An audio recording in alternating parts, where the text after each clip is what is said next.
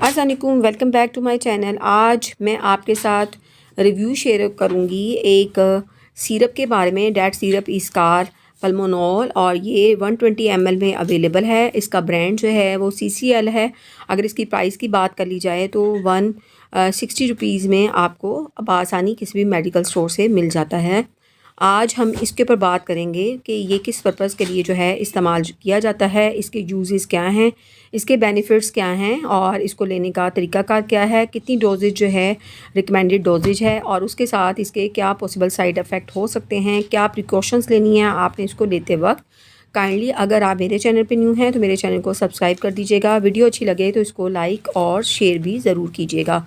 पल्मोनॉल syrup जो है वो अगर इसकी कंपोजिशन की बात कर ली जाए तो it is compose of chlorpheniramine maleate, जो कि एक एंटी हिस्टामाइन है जो कि इस्तेमाल किया जाता है to treat fever, cough, common cold और उसके साथ साथ जो है एलर्जिक जो सिम्टम्स हैं उससे रिलीफ के लिए जो है इसको इस्तेमाल जो है वो किया जाता है।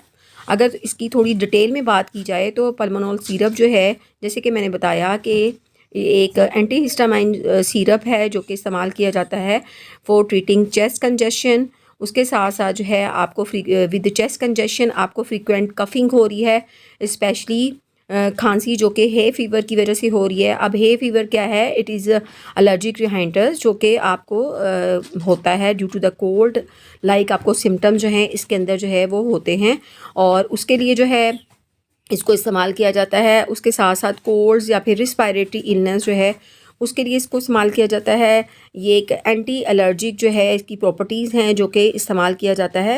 एलर्जिक जो सिम्टम्स हैं उससे जो है फ़ौरी जो है आराम के लिए इसको इस्तेमाल किया जाता है। जैसे एलर्जिक सिम्टम्स के अंदर जो है रैश है, एचीनेस है, स्नीजिंग है, कफिंग है या वाटरी जो हैं वो आइज़ हो जाती हैं। और क्योंकि इसके अंदर एंटी हिस्टामाइन जो हैं प्रॉपर्टीज़ हैं तो ये कफ़ के लिए जो है बहुत ज़्यादा इफेक्टिव जो है वो माना गया है। आपको जो है एंटी हिस्टामाइन जो है रिलीफ देता है। फ्रीक्वेंट जो बार बार जो है रुकती नहीं है, बार बार आपको फ्रीक्वेंट एपिसोड्स जो हैं वो कफ़ के होते हैं उसको जो है उसके आराम के लिए जो है आपको ये दिया जाता है। और वो कफ़िंग जो है जैसे कि मैंने बताया वो जो है सर्दी से हो सकती है या due to the respiratory illness हो सकती है। और उसके साथ साथ जो है ये एक्सपेल करता है बलगम को, म्यूकस को आपके एयरवे से और आपका जो ब्रीथिंग है उसको इजी करता है और आपकी जो कफिंग है उसको रिड्यूस करता है।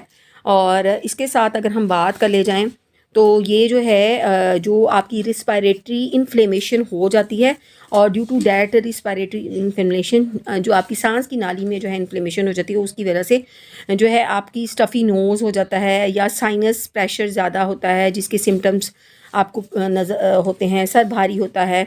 उसके साथ साथ ये आपको जो है रेड एची वाटरी आइज़ जो है उससे रिलीफ देता है। नेज़ल या फिर थ्रोट जो है गर्दन के अंदर जो है एच हो रही है, दर्द हो रहा है जो कि एलर्जी हो सकता है, जो कि due to the hay fever हो सकता है या कॉमन कोल्ड की वजह से हो सकता है।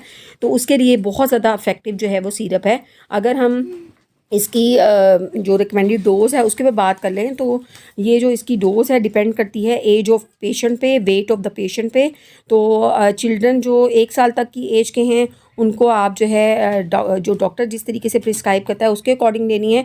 और उससे बड़े जो हैं अडल्ट के लिए जो है 1 चम्मच सुबह, 1 चम्मच दोपहर, 12 साल से जो बड़े हैं 1 चम्मच शाम जो है आप ले सकते हैं। इसको 1 या 2 टेबल स्पून जो है वो आप ले लें सुबह, दोपहर, शाम आप इसको ले सकते हैं। अगर हम इसके साइड इफ़ेक्ट की बात कर लें तो क्योंकि ये एंटी हिस्टामाइन है और एंटी हिस्टामाइन जो है वो आपको मेक यू फील स्लीपी, आपको नींद आ सकती है आफ्टर टेकिंग दिस। तो आपने कोई हैवी मशीनरी जो है उसका इस्तेमाल नहीं करना। आप ड्राइविंग जो है उसको एहतियात से कीजिए क्योंकि ये ड्रोजीनेस जो है वो आपके इसके साइड इफ़ेक्ट में है। उसके साथ साथ आपको थकन का एहसास हो सकता है, ड्राई माउथ हो सकता है, सर में दर्द हो सकता है या एब्डोमिनल डिस्कम्फर्ट जो है हो सकता है। ये दीज आर द रियर जो है साइड इफ़ेक्ट्स हैं जो बहुत कम देखने में जो हैं आते हैं। उम्मीद है आपको वीडियो अच्छी लगी। अगर अच्छी लगी है तो लाइक, शेयर और मेरे चैनल को सब्सक्राइब भी ज़रूर कीजिएगा।